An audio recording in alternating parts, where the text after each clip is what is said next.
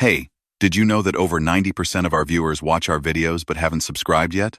If you enjoy these true trucker horror stories, make sure to subscribe and turn on the notification bell. It's free and really motivates us to keep the stories rolling. So sit back, relax, and let's dive into today's stories. Welcome to the Sleep Haunt, where truth slips through the shadows and fear rides quietly in the passenger seat. Tonight we bring you 5 true most haunting trucker horror stories encounters, pulled from deserted back roads, silent fuel stops, and long, eerie miles where something unseen followed just out of sight. Before we begin, we've set a goal. Let's reach 100 likes on this video. Tap that like button now and help us keep rolling deeper into the dark. Now, settle in, breathe slow, and listen. The road remembers everything. Story number 1. He rolled out of the distribution yard just past midnight when the sky over the plains wore a deep ink blue and the air held the clean scent of wheat. Harlan preferred it like this. The overnight stretch, when the radio lowered itself and the world's edges softened. He kept the cab tidy, lined with small comforts, a thermos, a flashlight that worked too well, an old map book he never used but liked to see, like a lighthouse he could carry on the dash. The road ahead ran arrow straight for miles, and the only motion was the slow rise of the horizon and the steady tip and return of the hood ornament. There was hardly any traffic. A ranch truck went the other way, headlights boiling in a yellow rush, then silence. The moon lifted a pale coin over a band of low clouds. The CB murmured now and then, the light on channel 19 blinking in a sleepy rhythm. He checked his mirrors and caught nothing but his own red glow. He'd been rolling for an hour when the static shifted, like someone turning a page. 2 words surfaced in the soft hiss, careful and clean, and they curled into the cab, as if they belonged there. Blue Bishop. Harlan frowned, the way a person frowns at a song heard in a store that plays only rarely. Blue Bishop was the handle of a man who'd taught him the road when he was 20, a careful, patient hauler with a soft laugh and a habit of giving away good coffee to anyone with a busted thermos. Years ago now. No one had called that handle in years. He reached for the mic, then stopped. The air inside the cab went cool, and his skin prickled, not from fear, but from a sense of being about to remember something important. The road rose. The sign for mile 188 slid past and fell away, its green paint damp and slightly darker at the edges. He glanced at the dash clock. 1:04. He looked back at the road. Mile 188 appeared again. Harlan eased off the throttle and let the truck settle. The engine's hum changed by a fraction, a tone down. The second mile, 188, looked exactly like the first. A small trench by the base, a splatter of mud, a moth resting on its lower corner. He touched the thermos and rolled his shoulders. The CB went quiet as if listening. He laughed once, short and soft, at himself. These miles did that. The same pattern of fence posts, the same blinking red light far off on a radio tower. The same night, repeated. The third mile, 188, came and went. He held the mic but didn't key it. He watched the white line vanish under the hood. He watched for a trick of the eyes that would solve the matter, but the highway didn't rush to explain. Harlan breathed quietly and let the idea settle that he was driving through the same mile 3 times, as if the road had a hiccup or time had misfiled a page.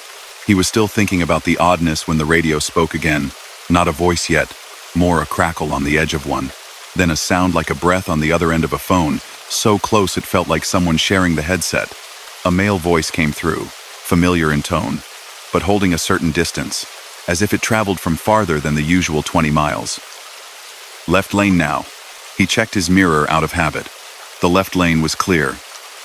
He slid over and went past a dark patch. He would have straddled just a black curve in the right lane that might have been a coil of lost tread. It would have thumped the underside and rattled the trailer with a bad taste. He passed it easy, the truck still balanced, and the CB breathed again. Headlights off to the right. After the crest. Calm and ordinary. No push in it. Harlan looked far ahead, then eased his eyes back to the near field. Over the hill, he saw them. A pair of lights low on the shoulder, not at a normal angle. He eased down. The crest lifted him and set him down. The shoulder opened and there was a pickup parked sideways, barely visible. A hazard triangle set too close. Had he been in the right lane, he might have had to swerve around it a touch too hard. As it was, He floated past, untroubled, the truck's shadow sliding over the pickup's hood like a gentle hand. In the mirror, the triangles glittered, then were gone. He keyed the mic without thinking. Appreciate it. The radio returned a breath and then clear and plain. You're welcome. Harlan's mouth went dry in a way that wasn't unpleasant.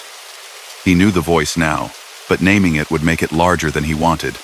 He drove. Another sign went by with the green and white name of the next tiny town. The sodium yellow lights of a farmyard slid across the field like a little convoy. Scale house ahead, the voice said. Looks closed. Pull in anyway. He could see it already, a low box building on the right with a tall, skeletal sign. The open sign was dark. The windows were dark too. A handful of orange cones slept near the ramp. The lane arrows glowed faint. He drifted toward the exit and felt the lane's groove take him. The scale house was a time capsule. A glassed, in desk, with a calendar open to a month so old it had looped around. A corkboard with a few thumbtacks. A clock that had stopped at 11:18, its second hand caught on the 4. The sign outside, printed in an unfashionable font, said closed in a way that didn't invite discussion. Yet as he rolled onto the scale, a soft hum rose through the floor, a power he did not see coming from anywhere. The ticket printer whirred with a tidy little sound. A thin slip of paper appeared, exactly folded by the machine's own habit. Harlan watched it feed itself into the tray. No one sat at the desk. The chair had a mild dent shaped like someone's back, but dust lay unbroken across the armrest. He set the parking brake and stepped down, boots meeting the concrete with a sound that seemed too loud. He took the ticket. The numbers were correct for an empty trailer. Gross, axles, all of it reasonable. The date and time were today. He took a second slip he hadn't noticed at first, half caught under the roller.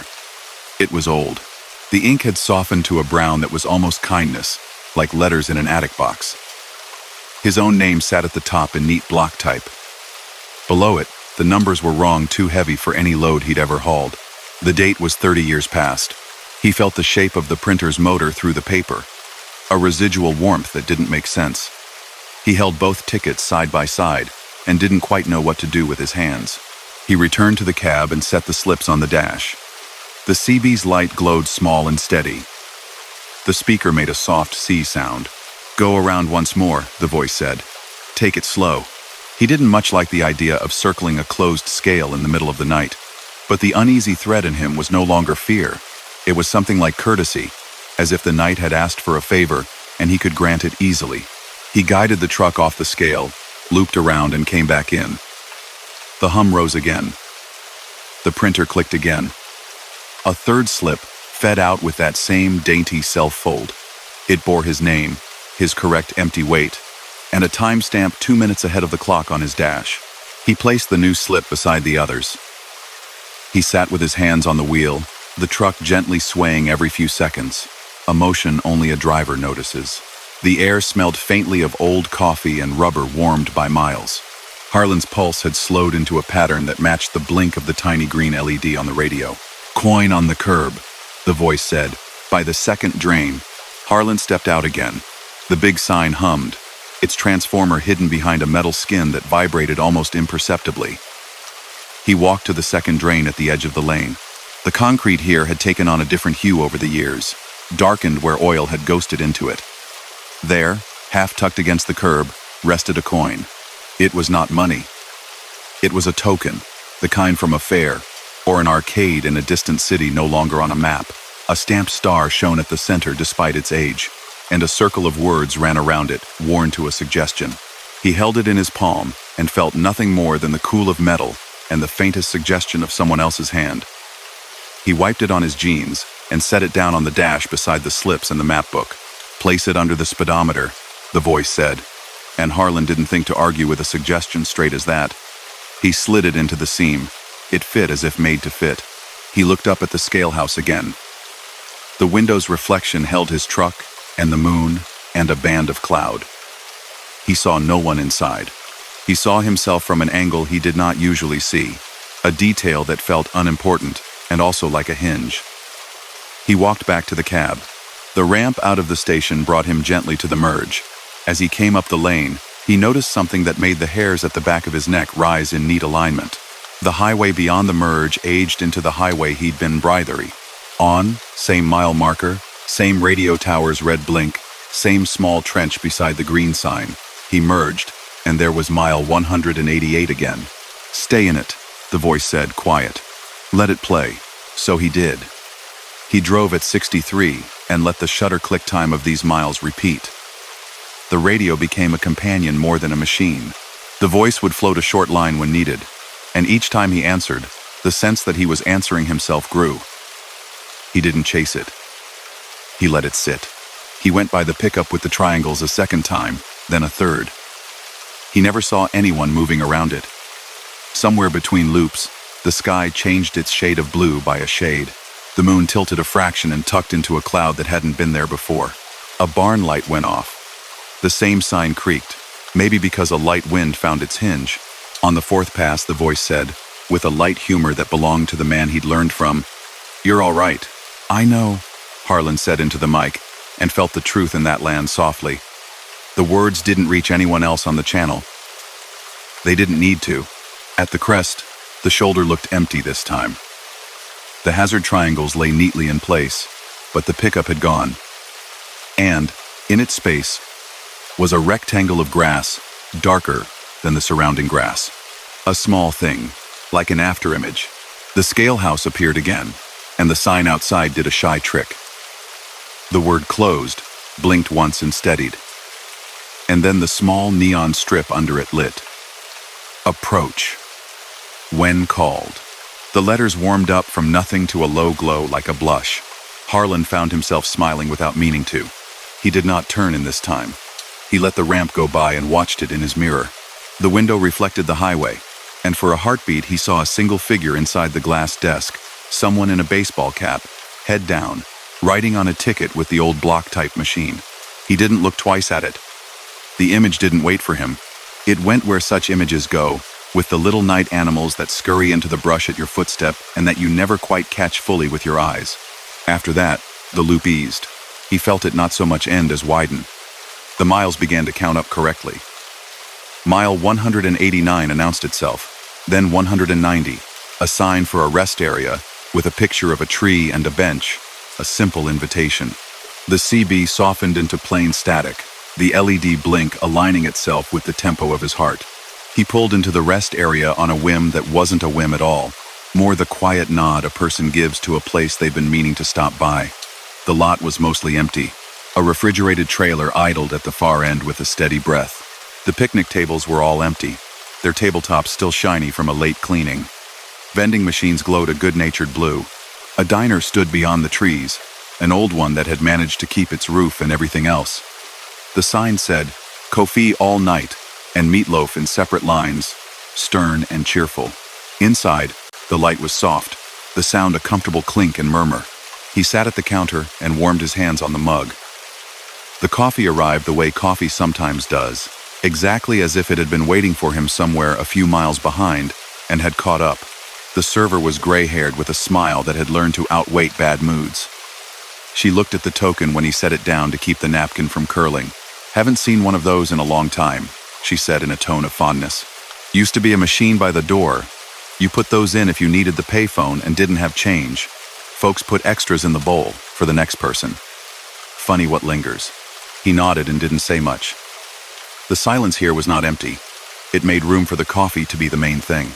There was a corkboard near the end of the counter with Polaroids pinned to it. Truckers in caps, families passing through, all with dates written in thick marker on the white strip at the bottom. He glanced at it as a person glances at birds, without any expectation. And there he was. The photograph showed him by the window at the far booth, hands around a mug in the way he had them now. The color had the soft shift of age. The date on the bottom was tonight's date. The token, his token, was pinned beside the picture, held by the same tack. The silver star blinked as the air conditioner grumbled awake and made the tack quiver. The server followed his eyes. "He told me you'd be in," she said quietly, not eager to make a moment of it. "Said to make sure you got fresh coffee, and to let you know you're all right." Harlan thought of the voice and the easy way it had ridden along. He didn't ask questions he didn't want answers to. The coffee was good. The walls held a clean, old smell of wood, wax, and steam. Outside, the highway sounded like someone turning over in bed. On the way back to the counter from the restroom, he glanced again at the board. His photograph was still there. The token wasn't. He checked his dash when he returned to the truck. The token still sat under the speedometer, faintly shining in its own way. He drove on as the sky paled. The dawn did the simple trick it always did, creeping low and bright under the clouds with a sweetness that felt almost like permission. The radio tower's light clicked off. The fields turned from shadow to plain gold. When the sun broke the lip of the horizon, the highway suddenly had edges again. He stopped at a fuel island a little later. Another driver met his eyes in the way drivers do, a small nod that underlined a shared long mile. The other man's t-shirt had a chess piece printed on it, a bishop, blue as a summer jar. He looked away and looked back again, expecting the image to have rearranged itself. It had not. The other driver smiled like an ordinary man and went on. Harlan padded through his post-trip ritual that night at a motel by the river, the kind with a neon sign that flickered once at the top of each minute, as if remembering itself. He set the token on the dresser and did not think of whether he expected it to be there in the morning. He slept the sleep he always wanted, where the last thing he heard was not the radio's soft hiss or the air brake's sigh, but the very simple sound of the wind moving through trees that were not going anywhere. He woke to sunlight pooling on the carpet like tea. The token still sat where he'd left it. When he picked it up, the circle of words around the star was clearer. In light daylight, he could read them. Return when safe. He looked at the map book and understood something without needing to speak it. The map's little rivers looked like threads, and the highway looked like a seam. The miles he'd repeated did not feel wasted. They felt sewn.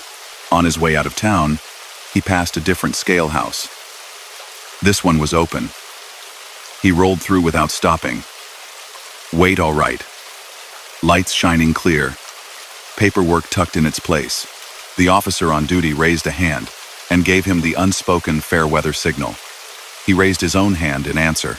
The CB stayed quiet most of that day.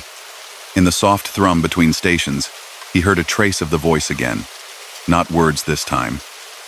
More the shape of words. He did not chase it. He didn't need to. The road was a long conversation he had joined years before, and it turned out he could catch up anytime he wanted. On a later run, much later, he made a point of stopping by the same rest area. The diner was open. The Polaroid was gone, replaced by a fresh set of faces.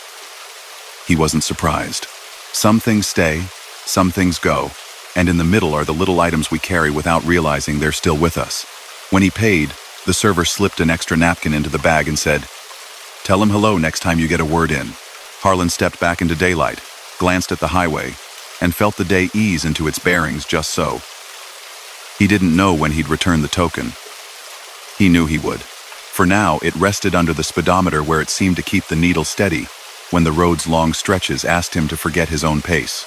He rolled out of the lot and merged into the moving line, in company with all the others, each running their own small loop until the loop let go and made the next mile true. Story number 2. Ray left the port just before the hour turned, a quiet slice of night when cranes paused and the stacks of containers looked like a city arranged by someone who liked straight lines. Dock lights painted the puddles soft gold. The air smelled like salt, cold metal, and the faint sweetness of diesel that lingered in the seams of everything. Her trailer was light, empty flats returning inland, easy work compared to the long days hauling stone or timber. The dispatcher had said the main interstate was partly shut for night maintenance. The map app agreed. The green line curled her inland on a bypass she didn't know. She didn't mind new roads. They made long runs feel like someone had snuck a fresh page into a familiar book.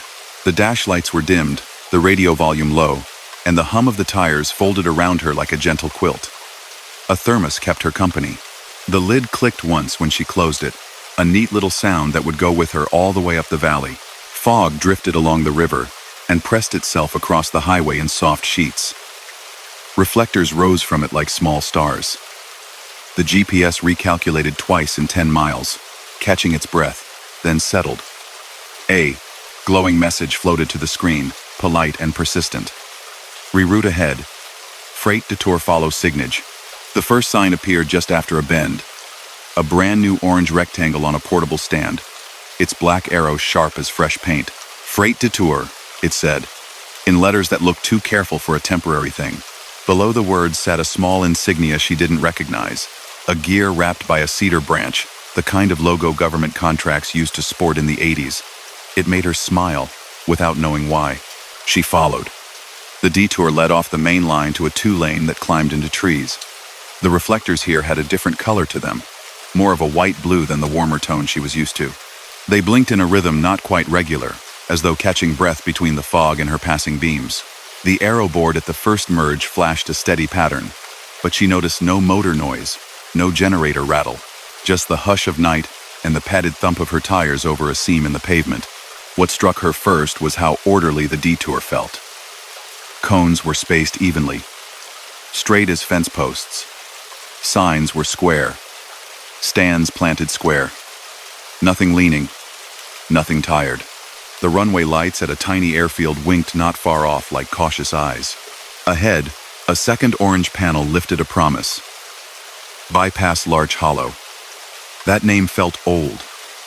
It landed in her ear like a word from a grandparent's story, told without a flourish.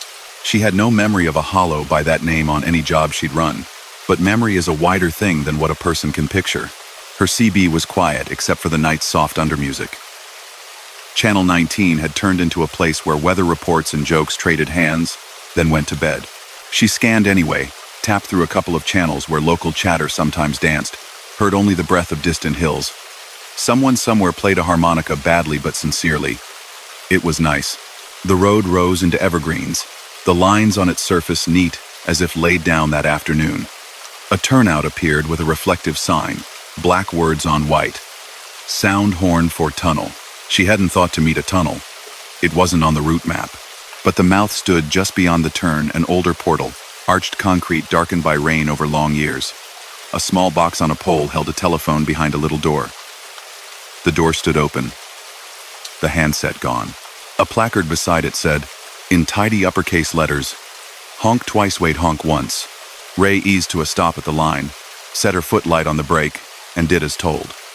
The 2 quick notes ran into the tunnel and came back rounded, polite, like someone returning a greeting. She waited. The silence had a texture to it, like cloth. She lifted the corner of it with a single horn tap and felt the air in front of her shift in that way tunnels do, as if waking. She downshifted and rolled into the mouth. The walls carried painted stripes where the road had once been 2 lanes, but a seam of fresh asphalt narrowed it to 1. Old safety murals lived on the concrete. Their colors faded to the softness of bedtime. One showed a driver with a cap and a small smile, hands at 10 and 2, eyes forward. Another showed a flagger holding a round lantern with a handle and a calm instruction. Keep center. A small square of text underneath said, in a font she could almost hear, be seen. Make a clean pass. The tunnel breath had its own smell, mineral and damp, not unpleasant. Her headlights slid along the curved wall. In the mirror she caught the ribbon of road behind, narrowing in the distance to a friendly dot. On the radio, static lifted for a moment and became a weather report voiced by a man with a careful cadence. He mentioned a minor front moving through and the pass opening by noon. He mentioned the name of a county Ray had only seen on old maps, and then he mentioned Larch Hollow as if it were on every newscast. The temperature he gave didn't match the number on her dash. It was a small mismatch, like putting on someone else's sweater and finding the cuffs just an inch too long. Halfway through, the tunnel widened into a lay-by. On the wall above it, a small copper plaque had been set into the concrete. The letters had gone dark with age. They read, in honor of the crew night shift. Beneath, in smaller script, the year 1989. On the asphalt of the lay-by, someone had painted a perfect white circle about the size of a coffee can lid. Inside the circle, a faint handprint in a light color that might once have been blue or green had set like a gentle stamp. Ray felt the impulse to leave something too, the way a person feels at a lookout where others have carved initials, then decides not to. She touched the end of her pencil to the circle's outer edge and drew a tiny arrow pointing forward, just a mark small enough to be swept away by the next repaint. The tunnel's far end opened onto air, and air opened onto a bridge. Not steel and concrete, not a modern slab with tall rails and heavy shadows, but a careful lattice of trusses with a deck of old timbers cut smooth. The sound changed under her, a hollowed note that you only hear on wood over water or a deep drop. A small metal sign on the right-hand truss carried a name. Night Bridge 7. The 7 had been overwritten at least once, but in the way that care had been taken, not scuffed or scratched. At the near corner of the bridge stood a man, or the shape of one, inside a small shelter no bigger than the space between her front tires. The lamp hanging beside him was not electric, not in the way she knew lamps to be, but it cast an even, steady light like a candle behind frosted glass. He wore a vest with reflective stripes, the older kind with cloth that looked like it had been sewn by a person and not stamped by a machine. The stripes caught her lights in a way that made new stripes look hurried. He lifted his hand, and the gesture was so calm, so familiar from 1,000 flaggers and 1,000 small bottlenecks, that Ray obeyed it without thinking. He pointed to the center of the deck, then curled his hand in a slow circle. Go forward. Keep straight. Simple. She rolled ahead, centered. The railing allowed no view over. Not really. Just a sense of space on either side. Fog moving like someone's breath caught on a cold window. The cross ties under the planks lived up to their old job. They made a thrumming rhythm that met the beat of her own pulse and matched it on the second try. The shelter at the far end stood empty. The lamp there too burned with a soft presence. As her tail passed the last truss, she checked the mirror the way drivers do out of habit, cataloging where the edges of the trailer had been, where they were, where they would be. The small shelter she had just passed didn't fill the mirror. It offered instead a shape that could have been a boulder with light behind it, could have been a post with frost, could have been nothing at all. She didn't feel bothered by it. She had work to do, miles to keep. On the other side of the bridge, signs kept their tidy promise. They stepped her through curves and small rises, pointed her away from the hollow, brought her to a ramp she had never seen but that felt as if something had measured her wheels and built it to fit. She merged onto the main line from the left, not usual, but traffic was sparse and friendly. The green signs overhead bore the name she expected, and the GPS woke up with the alert tone it used to make when it found itself again. The rest of the run inland was plain. The hands on the dash clock moved with the steady dignity of hands that had never rushed. The fields along the river were squares and long rectangles softened by mist. A siding held a string of covered hoppers that looked almost asleep. The town lights pooled and bled like carefully poured ink. At the receiver, she handed her paperwork to the guard at the booth. He was young, a little too wide awake for 1 a.m, and tried to tell his joke about pallets twice. He stamped, initialed, smiled like he meant it, and pointed her toward the door with the bell that stuck on the way down. Inside, the break room bulletin board had everything every break room has. Lost keys, tape, band posters, a notice about steel toe boots. Between a flyer for a charity drive and a clipping about a local team, a photograph was pinned. It showed a bridge with a simple wooden deck and an old-fashioned truss. Across the bottom, in marker, somebody had written, Night Bridge, Larch Hollow closed 1990. There was no 7 in the title, but a faint outline of a number hovered on the peeling lamination. In the lower right corner of the photograph, a tiny spot of light sat where the near shelter would be, no more than a pinprick, but present. Ray stood there longer than she meant to. She wasn't staring. She was letting her eyes rest, as if the picture were not a picture but a pleasant rest of the world made small. She picked up her paperwork, set the pen back into the cup with the quicksands of pens, and returned to the lot. The night had shifted to that eel skin blue that comes just before the first suggestion of dawn. She climbed into the cab and sat for a moment with her hands on the wheel. Something slipped and tapped lightly against the inside of her door pocket, the way thin paper does. She reached in and withdrew a small stack of onion skin sheets, bound at the top by 2 staples, too proud for their job. The top sheet bore the faint impression of ballpoint ink, the kind that comes from writing on carbon paper.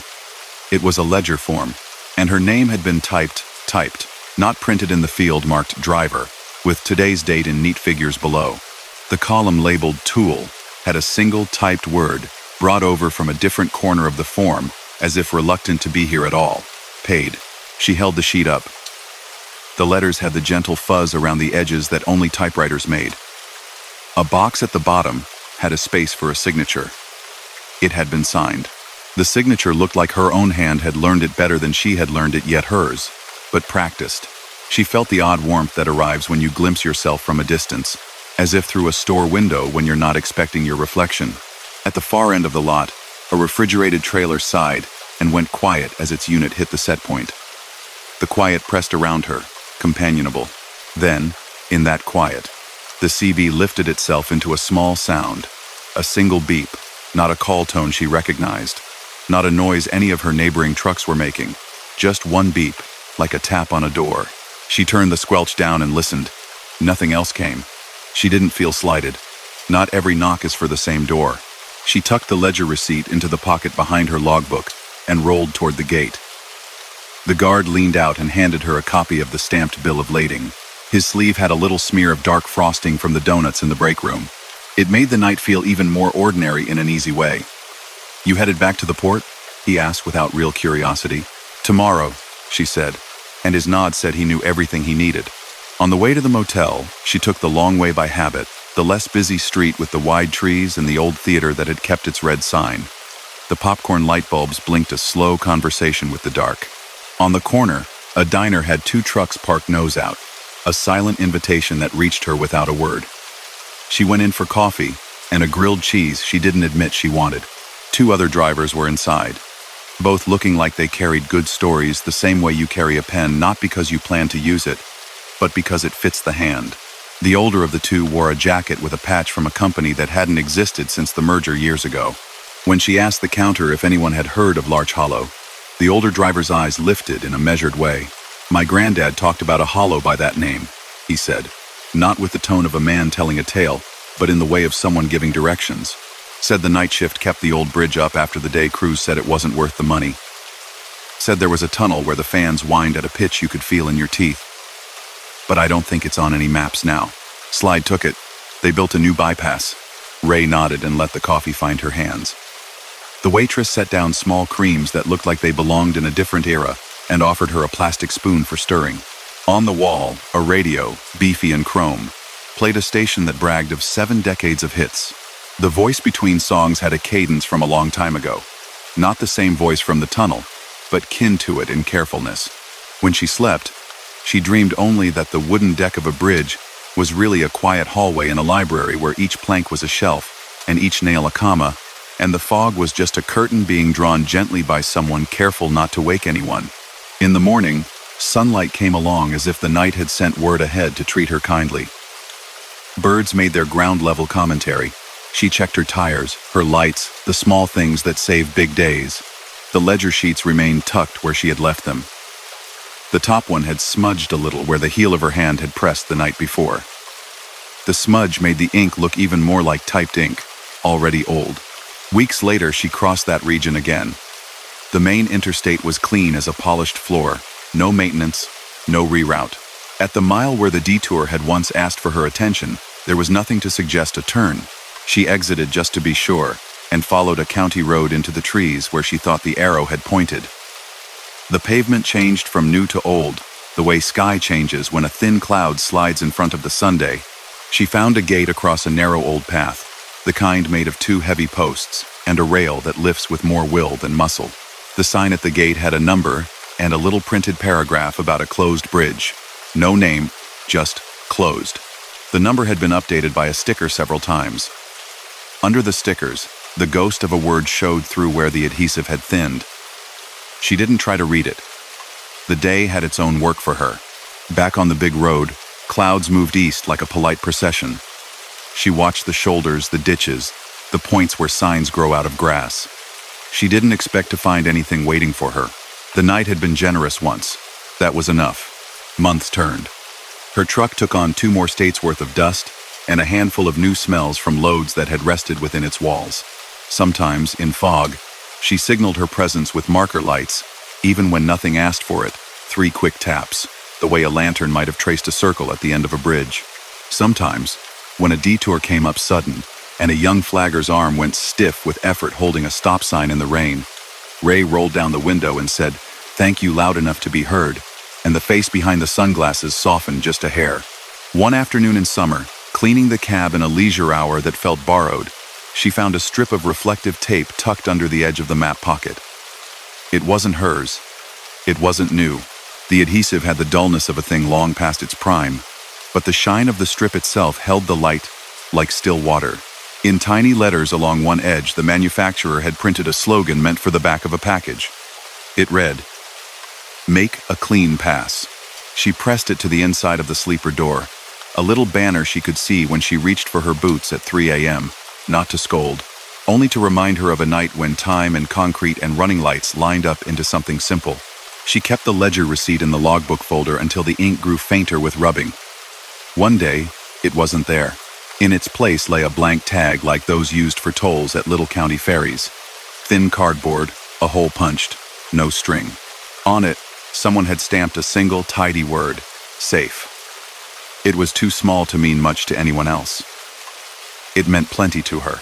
Every now and then, when she drifted toward sleep in some small-town motel with the air conditioner humming an old rhyme, she'd think of the tunnel's breath and the way the horn notes came back, and of the steady motion of a lamp held by a careful arm.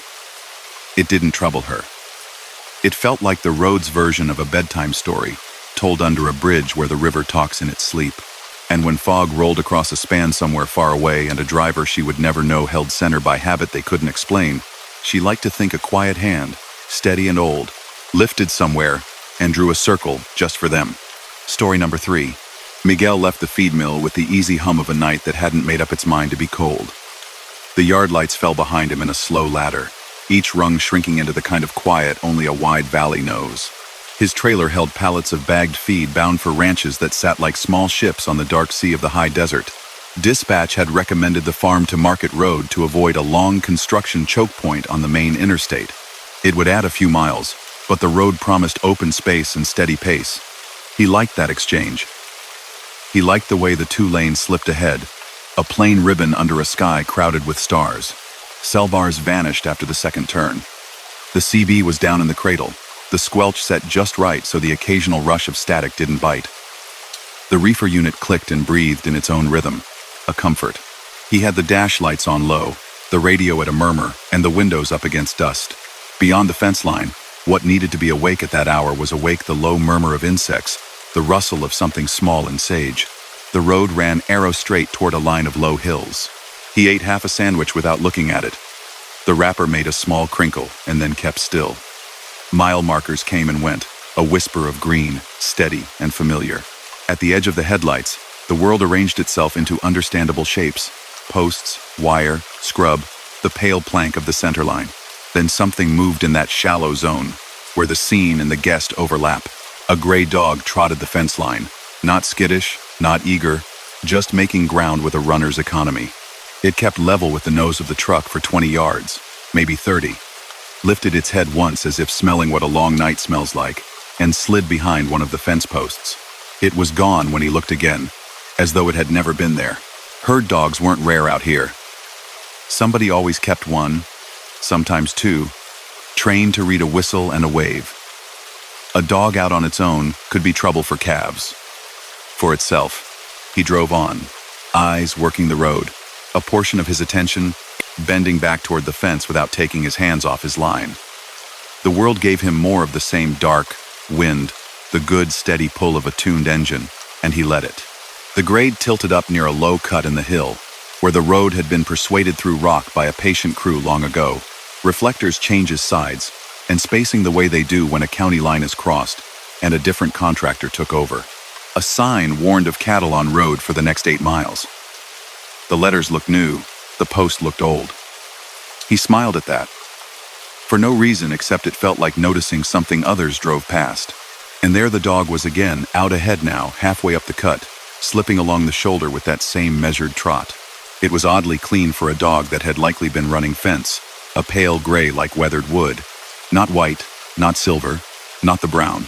A lot of working dogs are out here, just that twilight gray that makes edges soft. He could see where its tail curved when it changed direction. The curve was graceful, not showy. It swung onto a little runout, where water sometimes cut a path during spring storm, paused with one paw set higher, as if demonstrating balance, then made for the shoulder again, and vanished beyond the reach of his high beams. He topped the rise with his foot easy on the throttle. The other side fell gently down to a flat swale where low brush pooled. The sign for a cattle guard came just quick enough that he touched the brake to be polite to his load, not because he needed to, He liked the music a cattle guard makes under a truck's weight, the bright, brief bars of steel, singing the unavoidable note of a vehicle doing exactly what it was meant to do. He hit the first rail just right and let the tone ring under the cab. It was gorgeous, and then it was past. The road beyond looked darker than it should have. It took a half-second for the reason to rise. A thin film of water had crossed from left to right and spread itself into a sheet so shallow you wouldn't worry walking through it. In headlights, it became that strange mirror the world uses to show itself what it looks like at night. He caught the shine early enough to ease in, keep center, and make the pass without anything but the smallest hush from his tires. It wasn't enough water to cause trouble, but if he'd hit it hard and lazy, a slip could have woken him up in a bad way. He noticed without deciding that the water came from the side where the dog had not stood. The thought felt like ridiculous math, and also like common sense. He kept moving. The radio picked up a local station for a mile or two, a voice reading off farm reports and a little weather. The tone was mild, the way someone talks who's used to the same fields needing the same attention every season, in 100 small differences. The station slid away. The reefer unit breathed. Out on the right, the light blink of a far-off radio tower took up its quiet duty. He saw the dog again when the road turned subtly, a careful carved curve meant for easy trailers. It stood on a low berm, head turned toward the center of the lane, ears doing that alert tilt that says, "There." Miguel spoke without meaning to. "I see it." The words went nowhere but the cab. He set the truck where he should set it, and let a patch of gravel pass under the right side tires where the berm fell away. He would have chosen that line anyway. The truck liked him for it. The line had the measured feel of a good lane change in a city with late lights. The pattern made itself. The dog did not race him. It did not wait to be caught up to, and then brake. It appeared where a small decision needed a little help, and then dissolved into the kind of darkness in which help is stored. At the bottom of the next gentle hill, it stood near the yellow stripe, and then trotted along the center like a living divider for 20 yards. Miguel followed that cue, without thinking too hard. The shoulder there had broken where rains had undercut it sometime last season, and never fully forgivingly settled. In his mirror, he saw the crumble at the edge waiting for a tire. He would have seen it in any case.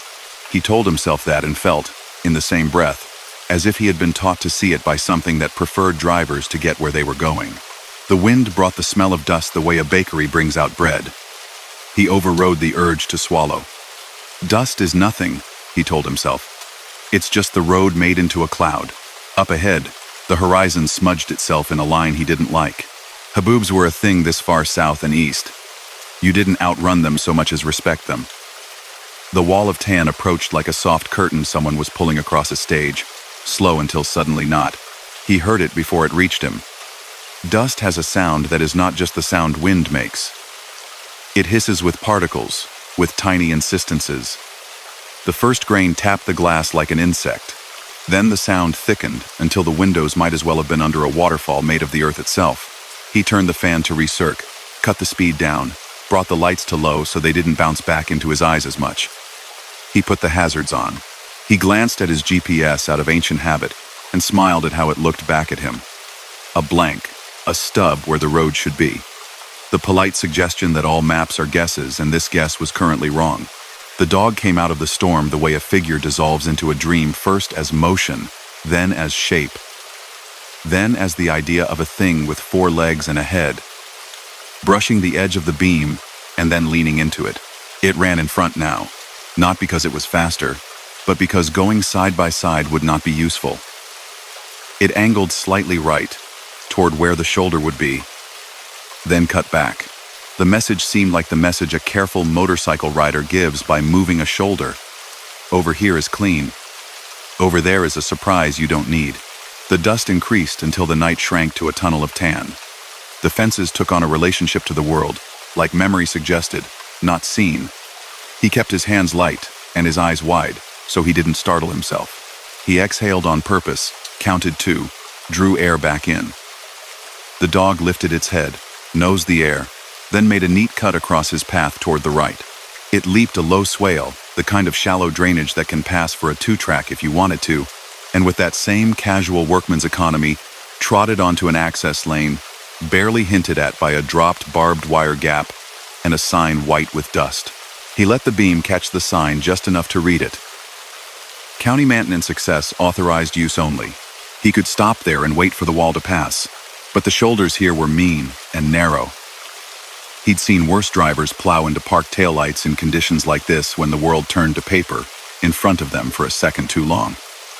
The dog did not look back. It didn't need to. The invitation was there. He took it.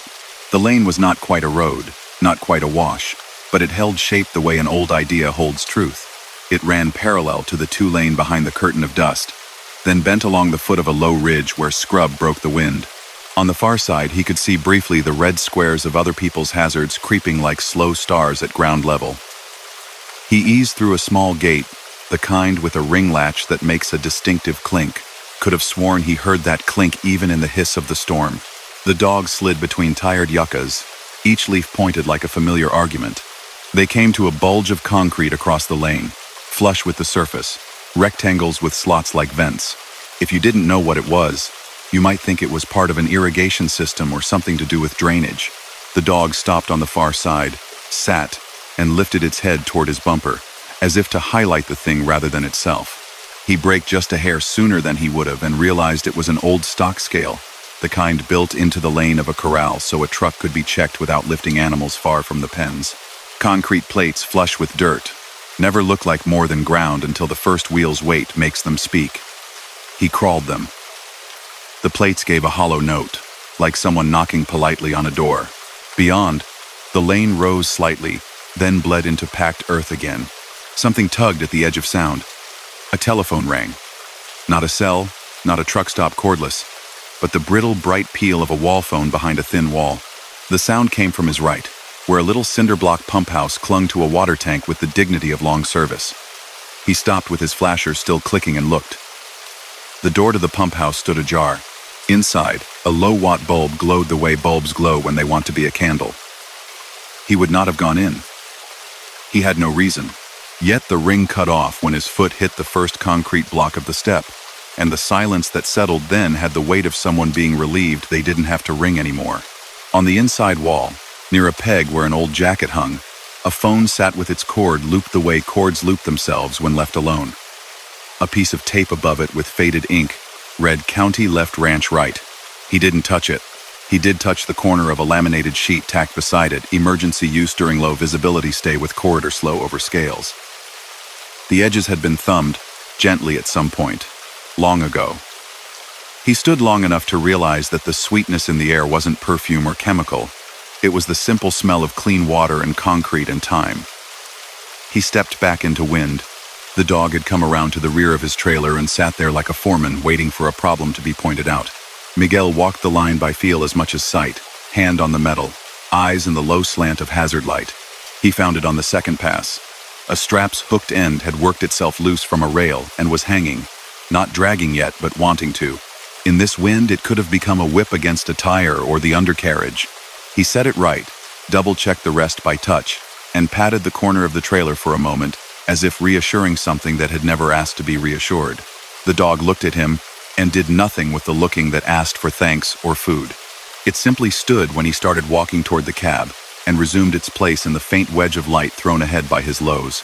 The corridor ran for a mile, then another. Dust thickened, thinned, thickened again.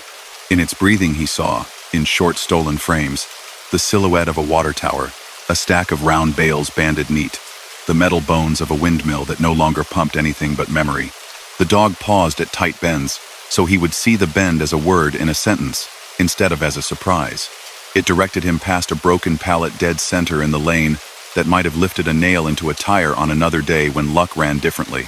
It led him around the orphaned end of a pipe that had pushed to the surface and rested there like a question. He reached a dip where the lane crossed what had once been a shallow creek bed. Machinery had smoothed the crossing so many times it had the dull sheen of a cutting board.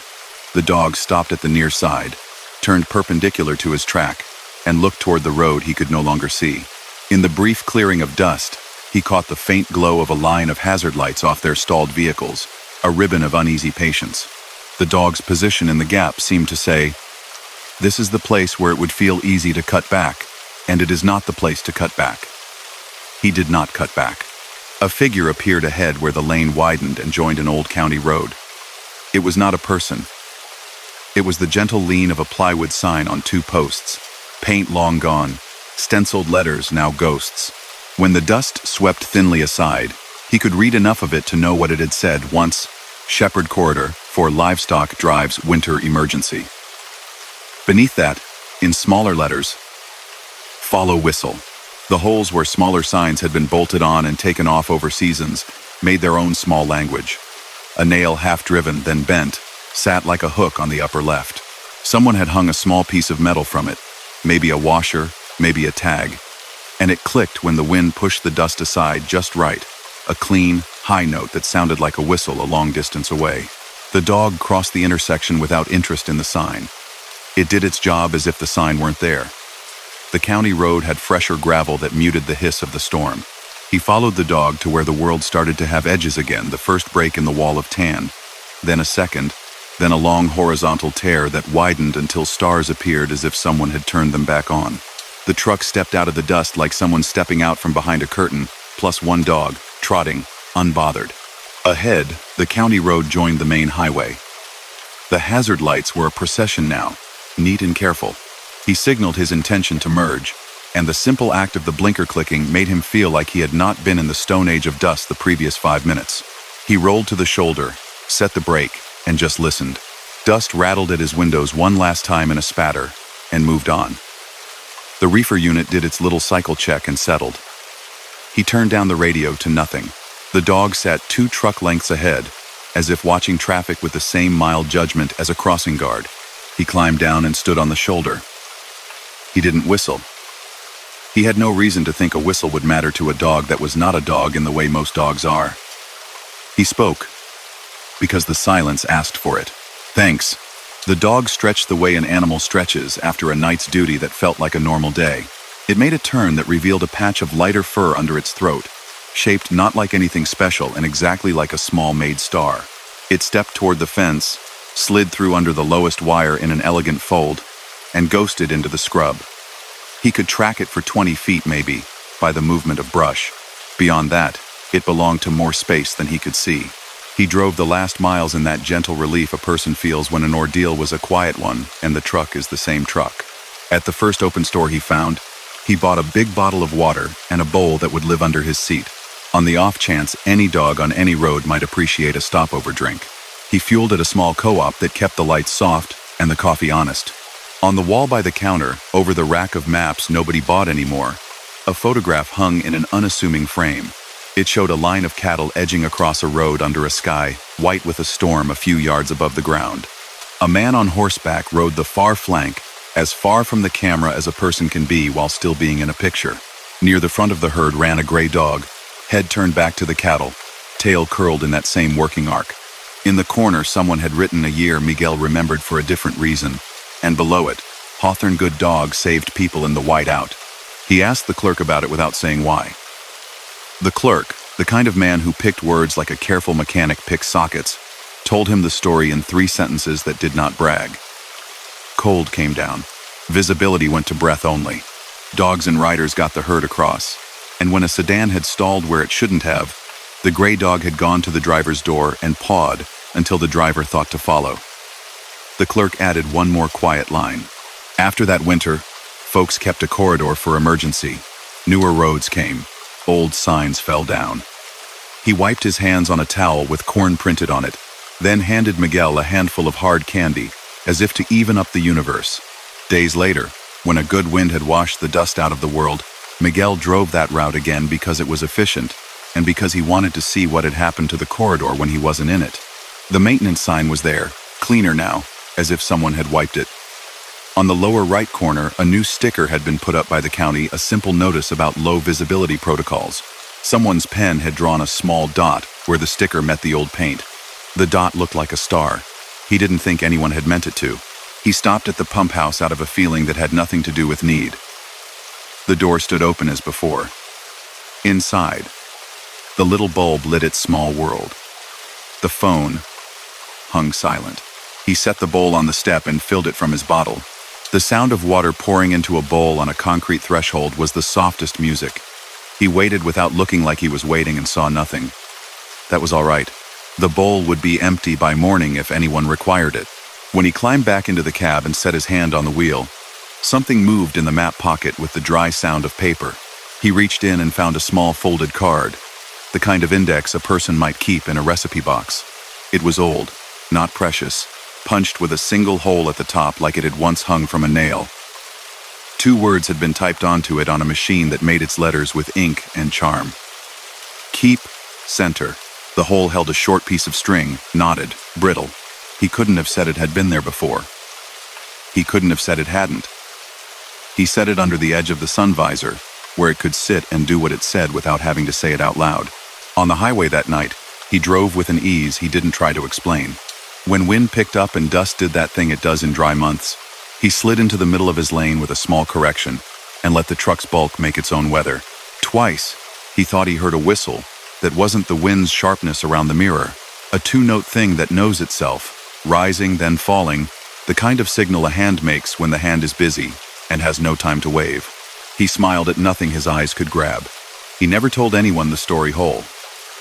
When newer drivers asked about dirt storms and what to do if the sky sent the earth to visit, he said what he wished someone had said to him years ago.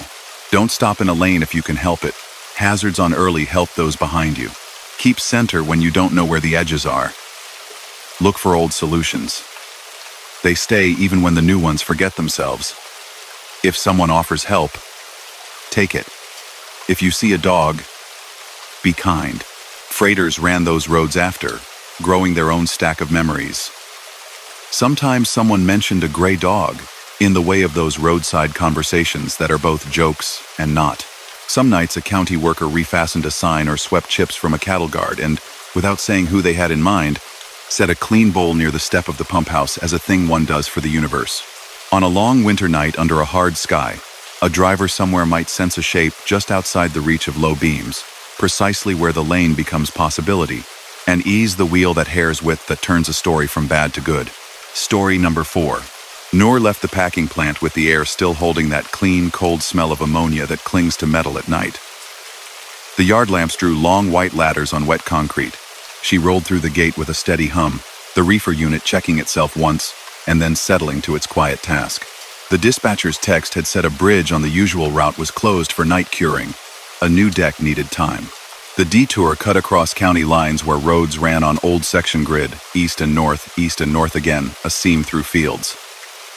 She didn't mind. She liked the late hours, the space they gave.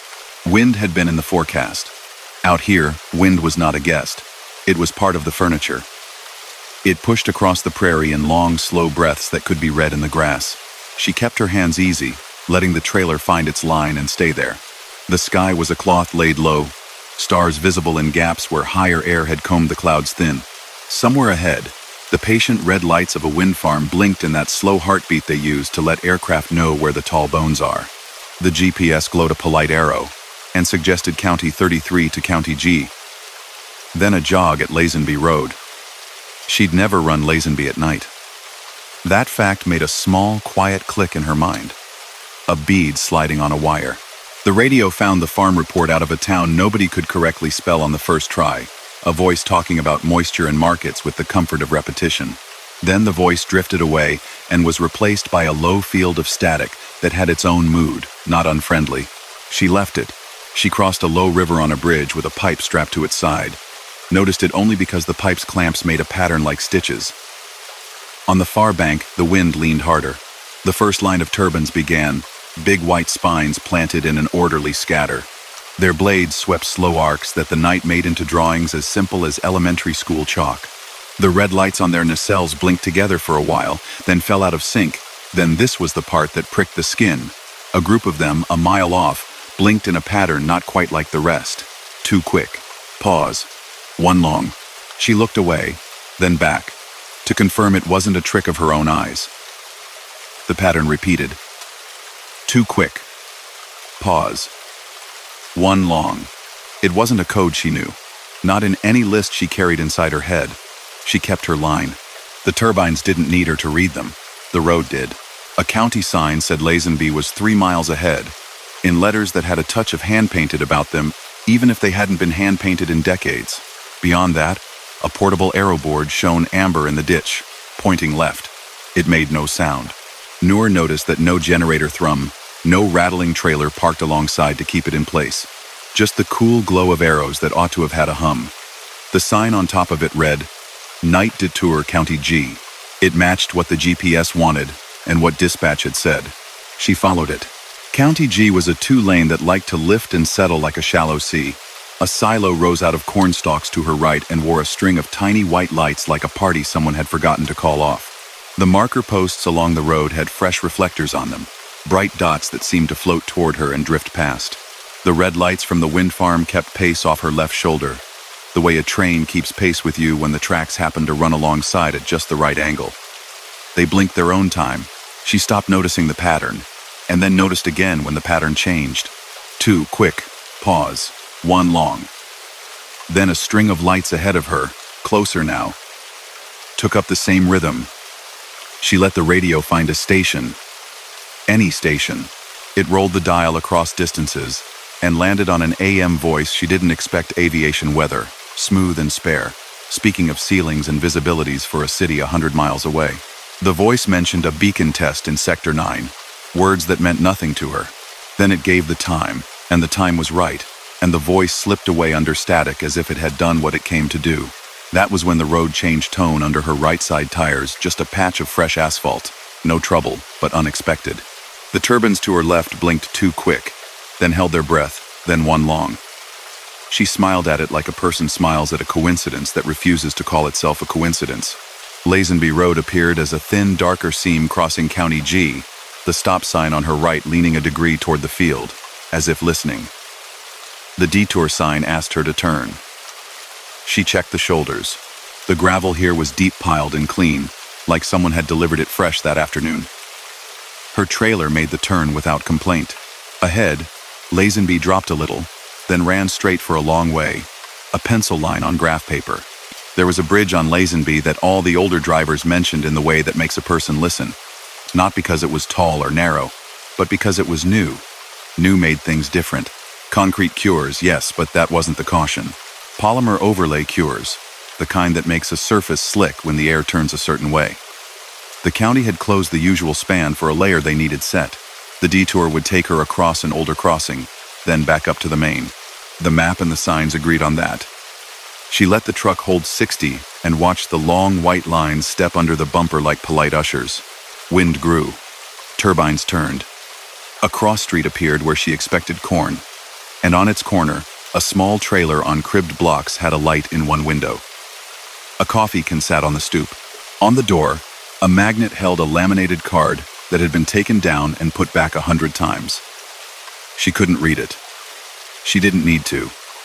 That was a base for maintenance crews in daylight, she guessed. Night had different crews. Half a mile later, in that zone where the eyes get lazy because nothing changes, something changed. A glimmer on the road was not the dry shine of asphalt. It was the color of a grain spill.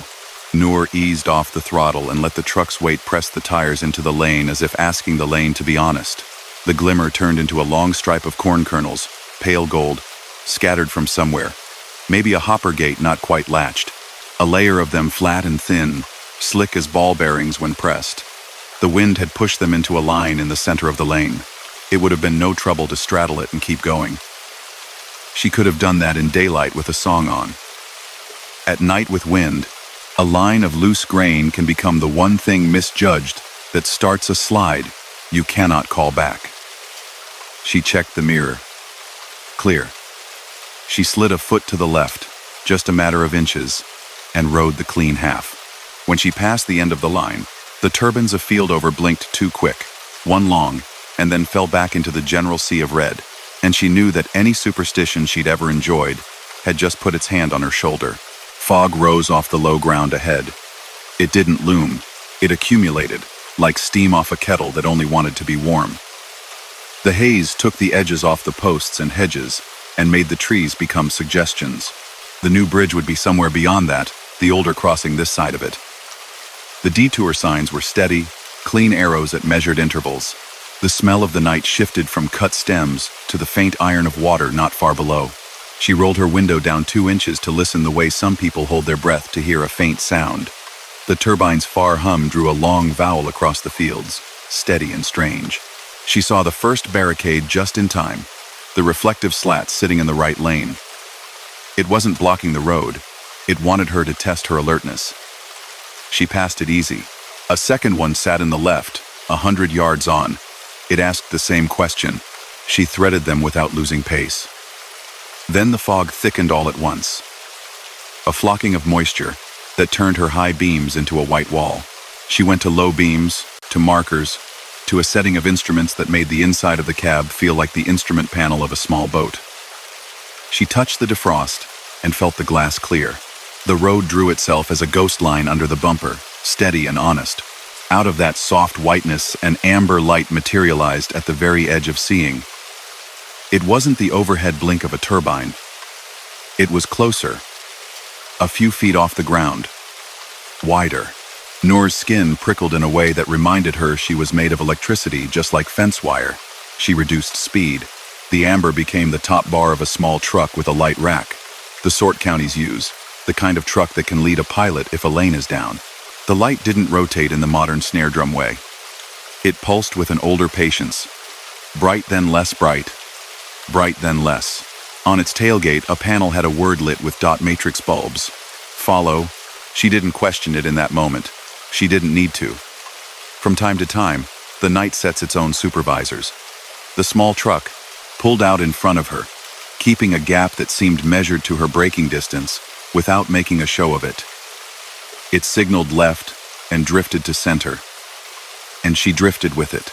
The fog made the world so small that the two of them were the only world there was. The pilot took her past a sign that she would not have seen at all without the amber weight limit 12 tons.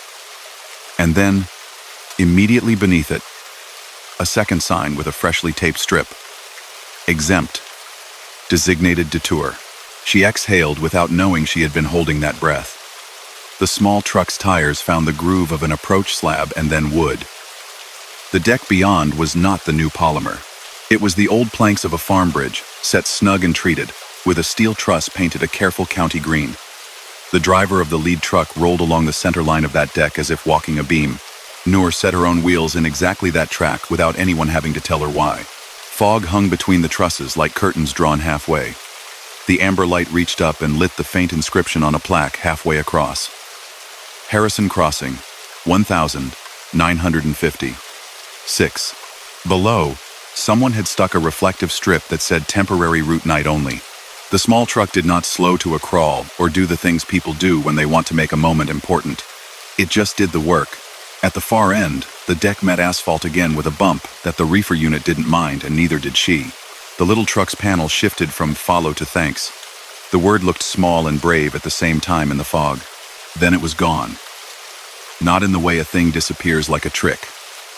In the way a thing turns down a farm drive and lets you go on, except there wasn't a drive there. The fog fell back an inch, another inch, as if satisfied. The turbines on the hill to the right blinked in gentle rhythm. No code now, no pattern any more curious than the beat of a heart. She rolled on, grateful for simple pavement. The red blinkers stayed with her as company until the fields fell away toward a town, and the world became lights for porch, lights for gas, lights for bakery ovens beginning their morning. She switched the radio to a station with soft music that overlapped with memories of kitchen counters. The fog thinned to a gloss on the hood, and then lifted entirely in that one sweep open air uses on good nights. At the truck stop where County G met the main highway, she pulled in to stretch. The place had a familiar look. One small island with an older card reader, a glass door with a faded decal on it, a bucket for squeegees that had more sky in it than water. The clerk was in his 60s, maybe, a man whose face had been shaped by a lot of sun and a lot of withholding his opinion. He rang up her coffee and said he liked her jacket in a voice that sounded like he didn't say things just to make noise. She asked, not in a dramatic way, whether the county had a pilot out on Lazenby during fog. He cut his eyes toward the window, as if he could see the road through the soda posters. Sometimes, he said after a second. Not every night. Crews thin. Volunteers pick up slack. He looked down and flipped a switch on the coffee maker that had nothing to do with coffee. Then he added, like an afterthought he'd carried in his pocket too long, When the river pushes mist up that way, folks say the beacons go manual, lights line up for bird season, and some say they'll blink special to keep people on the right path. I don't know about that. I know we had a bad spill on Lazenby near the co-op last week. Grain. County took a while to sweep it clean. You drive like you know what you're doing, you'll be fine. He slid 2 packets of sugar across to her, even though she hadn't asked. The universal sign of a small kindness. In the lot, under the canopy, a moth the size of a small leaf battered itself gently against a light, and then chose the dark instead. When Noor set her coffee on the dash, the radio found the farm report again all by itself, as if the dial knew its own favorite. The voice gave the time. It matched. Then, quiet. A second voice bled in under that, just 5 words she could have imagined if she wanted to. Bridge clear at this hour. The farm report regained the air a beat later, with the price of barley. She stared at the radio for a second, and then at her own hands, which were calm. She ran the rest of the night in that state where distance folds without effort. The turbines slowly fell behind, then reappeared in a different field, as if they'd followed her at a respectful remove. The road put itself under the truck with that trust it sometimes shows without asking to be paid for it. A freight train ran on its own tracks parallel for 2 long minutes, then peeled away, its cars whispering a spool of private names. Dawn laid a silver coin at the edge of the earth, and then pushed it up a little, then a little more. Noor delivered. The dock foreman signed, nodded, and asked about the wind with a look like he was asking about a cousin. She smiled and said it had been reasonable. On her way back across the plain, the detour was still in place. The signs were still clean. The portable aeroboard that had hummed soundlessly now had a truck parked beside it, generator rattling in the normal way. A county kid in a reflective vest was dragging cones out of a bed and setting them in neat lines. He waved to her in that lazy 2-fingered way people wave in places too flat for grand gestures. She waved back. Midway along Lazenby, she slowed and pulled onto a wide shoulder near a small turnout that faced a substation. Fences there wore those bright new reflectors that looked like drops of cold water. The substation itself hummed a deep, patient note she could feel in her bones. She sat a minute and listened. The wind stumbled a little and then righted itself.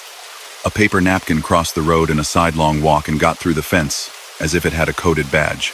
When she pulled back onto the road, a faint clicking sound tapped once under the dash, like the noise a flasher makes when it remembers it exists. She glanced at the hazard switch to make sure she hadn't brushed it. The switch was where it always lived, waiting. That click had been something else.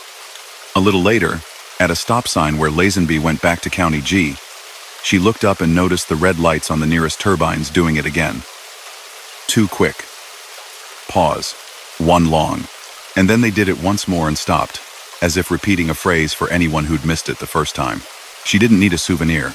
Night had its own keepsakes, tucked in the way a person's shoulders relax when they think of a thing that had gone well. Still, when she cleaned out the map pocket weeks later, after the bridge on the usual route had opened and the detour had become a memory, the way a sidewalk chalk drawing becomes a shade when rain hits it, she found a small lens tucked into the seam at the bottom. It was the kind of red cover that snaps over a marker light. Not new, not broken, just a spare piece hardware forgets when wheel wells are busy. On its rim, in tiny molded letters, the manufacturer's slogan read, "Be seen." She turned it in her hands. It didn't glow. It didn't do anything it wasn't built to do. She set it in the dash cubby, where it could catch the day enough to remind her of a night when machines and weather and somebody's careful sense of duty had made a path in fog. After that, when she ran those counties at odd hours, she looked up once in a while to see how the red lights were faring. They blinked how they blinked, not always together, not always apart. Sometimes they fell into step for a minute and then quarreled and then agreed again. It was enough to know that if a river breathed and fog tried to make the land forget itself, a quiet amber would appear where she needed it, and the deck that could be slick would give her a firm voice, and the night would go back to the business of being large and mostly kind. There were drivers who told their own small versions of something similar at counters and in lounges, not in hushed voices, but in that tone men and women use for the mildly unbelievable that you can dismiss if you need to. A pilot car rolled out of the white. A panel said, "Follow." A truck crossed a bridge older than the planned detour. Sometimes the panel said, "Thanks." Sometimes it didn't, and the thanks lived in the cab of the following truck, like the soft sound of a turn signal left on one blink too long, then remembered and clicked off. The wind farm kept making power. The county finished the deck on the new span and took down the detour signs with the same patience they'd used to put them up. In the maintenance yard, a work light probably burned a little longer than planned one night while someone restacked cones. Noor drove through on a morning when the sky was rinsed blue and felt like a window had been washed. She glanced at the glass and the mirrors and the small instruments that hold the world steady, and then at the plain beyond them, and felt the good chill that comes not from fear but from understanding that you had been shepherded through something, and that there was no receipt to keep, and that you did not need one anyway. Story number 5. Avery rolled out of the cold storage at the edge of the basin just as the night locked in for good. The building's breath was a pale plume behind him, rising into the stillness until the wind decided what to do with it. His trailer carried medical refrigerators, secured on pallets, empty and clean, headed to clinics dotting the plateau. Light freight for the weight of the truck, but finicky enough to make him favor smooth lanes and calm hands. He checked his mirrors and found only his own taillights, small square embers in his rear view. The dispatcher had sent a message earlier about the main highway.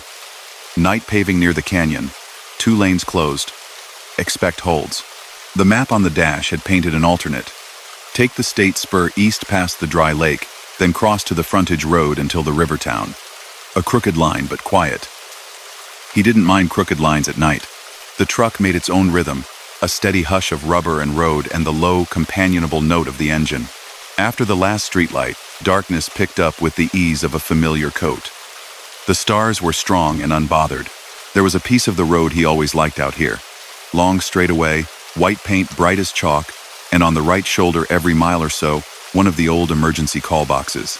They still stood in this county, blue posts with little solar hats, even though reception had come and gone, and the boxes had been taken off the maps. He had never seen anyone use one. He had never heard one make a sound. Tonight, something tapped at the edge of the cab, faint as a watch, ticking in another room. A single beep.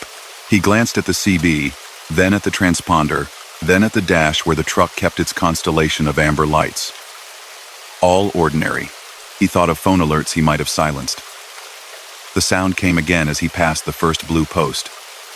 One clear beep, the sort of noise a microwave makes when it wants attention, no more. He looked into the mirror and saw the call box shrink behind his trailer. Just a thin stripe in the headlight wash. No other vehicles. No wind to carry odd sounds. He drove. Another mile, another box. Same beep, right as the nose of the truck came level with it, like a bird peck on a window. It occurred to him that the sound could be imagined, the way the brain sometimes throws its voice. He reached forward and rubbed the heel of his hand under one eye, then under the other, an old trick to shake off a long shift's edge. The next box, a little blue ghost in the gloom at the shoulder, answered with the same note. Not loud, not long, just enough to be registered, and then tucked away. He could take comfort in the idea that the county did maintenance at odd hours. He could also be honest. It put a small chill in the base of his neck that wasn't unfriendly. He dropped the radio to channel 19 and gave it a lazy scan. Static. A faint joke from 2 counties over about coffee that had been cooking since noon. He turned the volume down and put both hands back where they lived, 10 and 2. The spur road ran arrow straight past the dry lake. All day the basin had been a sheet of pale with heat lines dancing. At night it turned black and smooth and carried a cold shine like oil. He could see the tiny ripple of air over it in the way the stars jittered at the horizon. On the left, a freight line kept pace on its own low bench. Polished rails catching any spill of light like threads. Every few miles a grade crossing angled into the spur and away again, the kind with a single crossbuck sign and lights, no arms. A county sign, white letters on brown, told him the name of the basin and the elevation, numbers that always seemed to change by 1 foot year to year, as if the land breathed very slowly. The next blue call box arrived right on cue with its soft beep. He looked at it directly this time. The little solar panel on top was dusty. The door on the front was latched. Its face had the old printed instructions about lifting the handset, speaking slowly, staying with the vehicle. The handset was behind the door, untouched. The beep did not come from the box. The beep seemed to come from the air the box occupied. a point marked by that small blue presence, as if the night itself had decided to make a sound there. He let it be what it was, and listened for changes. The next beep had a partner 2 quick notes, separated by a breath. Right beyond that, the yellow diamonds warned of crosswinds. The truck's frame told him nothing out of the ordinary. He worked the grade easy and talked himself through a check that lived in muscle memory. Gauges, temperature, road. The twins of his headlights found a jackrabbit right, and the rabbit decided the ditch was better than heroics. All right then. The 2-note beep repeated at the next box. The same clipped little attention getter. Avery watched the rails to his left. If a train came, he wanted to see it long before the crossing. The rail line was quiet, but quiet meant nothing out here. Freight could glide without announcement for miles, and at night the reflective panels on locomotives sometimes hid their own glare from certain angles. He pictured the layout side road ahead, then a grade crossing where the spur bent for a mile to run right at the rails before curving up again. The spur's paint was fresh. The reflectors on the posts had been replaced recently, white squares catching his light and then letting go. Someone cared for this section, even if it was nobody's first choice in daylight. Just before the road angled toward the tracks, a sign appeared low on a stake, "Not county issue." Black letters on reflective tape that looked homemade. Frontage. RD, 2 miles, UZ River Zing. He had a scrawl of that route in his head from the dispatch note. It would save him from the night paving near the canyon. He paid it quiet attention. Then, far ahead, he saw something he didn't like and couldn't name. A darker dark against dark, maybe. The hairs at his forearms rose in neat agreement. He lifted his foot a hair and let the truck settle by itself. The beep came again from the next call box, but the pattern changed. 1 long note, then silence, then the 2 quick. It made an odd little phrase. Long, short, short. He had no codebook for that, not in the catalogs of messages in his head. He let it register and lodged it among the other details, a gate left open somewhere off on a ranch road, a single square of light in an empty house, the way mosquitoes sometimes tap a windshield once and go about their night. At the angle where the spur met the rails, the lights at the crossing were dark. Not blinking, not frozen red, not covered for construction. Dark. The crossbuck sign stood plain and white. The arms, these had arms after all. He hadn't remembered were up. No red eyes. Nothing. He might have driven on if the world had been a different world.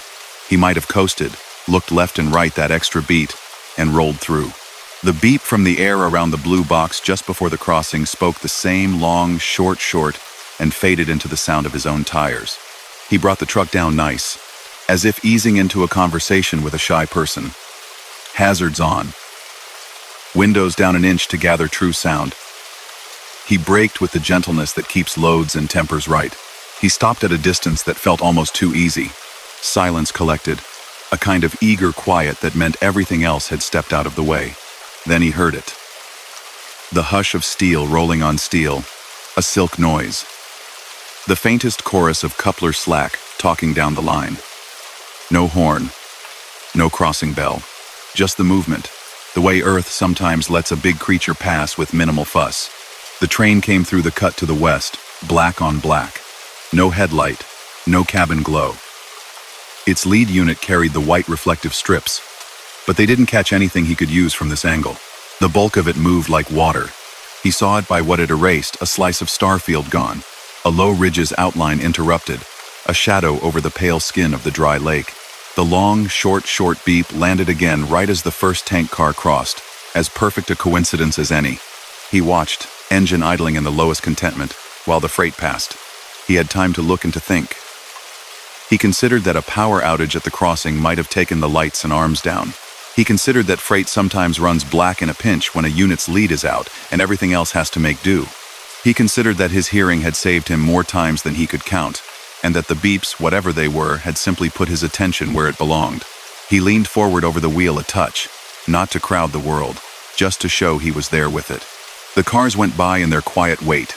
Tankers, covered hoppers, a handful of boxes with faded logos, one flat car carrying something that looked like spare rail caged in. A trick he'd learned years ago said, count the cars. Make the mind work a small task to stay present. He reached a number he didn't need to say. Then the last car came and delivered the closest thing to a greeting he'd been offered. The side panel had been stenciled once with a slogan that had long since peeled. Over it, someone had scrawled a word in big white wax pencil, the way yard workers mark cars for sorting. Safe, it said, letters slanted, casual. It could have been an instruction, or a hope, or nothing at all. It was gone in a breath. Silence returned, this time true. The road felt like a thing let off a hook. No lights on the crossing started up. The beeps did not continue. He waited a count. He checked left and right. He put the truck in gear and eased across the tracks, as if moving through a church aisle. He hardly breathed until blacktop replaced flange gap under him, and the crossing was behind him like a line crossed on a map. He took the frontage road when it arrived, grateful for its plainness, the way it held a fence and a ditch, and simple mile gates to count by.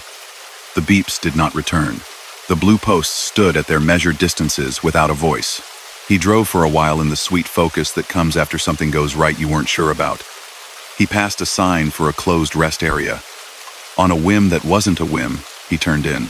The rest area lived in a low line of tamarisk and a stand of cottonwoods that had somehow found water in ground that felt like it had forgotten water. The parking area was mostly empty, only a cattle hauler sleeping at the far end, its animals quiet and a long way from anyone's dreams. The little brick building's windows were dark. A bulletin board under glass held a map of the county and a flyer that apologized for the phones being removed in favor of cellular service, though the apology looked old enough to be its own kind of history. Avery walked up to the board and read for no reason, except that reading is a way to talk to places. He found a brown pamphlet in a plastic pocket. Roadway Safety Roadside Assistance Program. He slid it out. The pamphlet was older than his boots, printed with a picture of a blue call box.